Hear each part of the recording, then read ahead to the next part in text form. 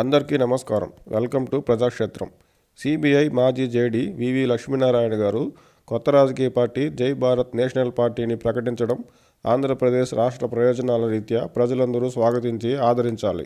ప్రజలకు, రైతులకు తన వంతుగా ఉపయోగపడాలనే ధ్యేయంతో పదవీ విరమణ చేసి రాష్ట్రమంతా పర్యటించి తన ప్రసంగాల ద్వారా యువతకు ఆదర్శంగా నిలిచి సొంత పార్టీ పెట్టాలనే ఆలోచనను విరమించుకుని జనసేన పార్టీలో చేరి విశాఖ ఎంపీగా పోటీ చేయడం, ఓడిపోవడం, తర్వాత జనసేన నుంచి బయటకు రావడం తెలిసిందే.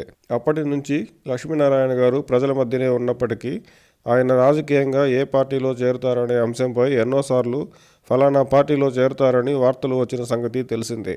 అయితే ఇప్పుడు తానే స్వయంగా పార్టీని ప్రకటించడంతో ఆయన అభిమానులు, మద్దతుదారులు ఆనందం వ్యక్తం చేస్తున్నారు. ప్రజా సమస్యలపై తరచుగా స్పందించే లక్ష్మీనారాయణ గారు విశాఖ ఉక్కు కర్మాగారం ప్రైవేటీకరణకు వ్యతిరేకంగా రాష్ట్రంలోని ప్రముఖ పార్టీలు, నాయకులు మాటలకే పరిమితమైన వేళ లక్ష్మీనారాయణ గారు మాత్రం న్యాయ పోరాటానికి దిగిన సంగతి తెలిసిందే.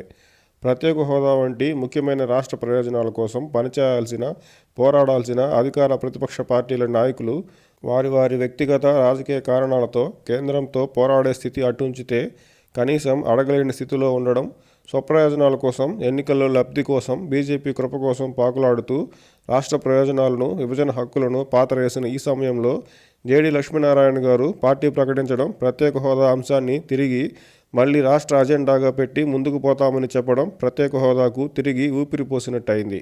లక్ష్మీనారాయణ గారి ఆశయ సాధనకు, రాష్ట్ర ప్రయోజనాల సాధనకు ఆయన ఆధ్వర్యంలోని జై భారత్ నేషనల్ పార్టీ కృషి చేయాలని, తద్వారా ఆంధ్రప్రదేశ్ ప్రజలకు మంచి జరగాలని ఆశిద్దాం.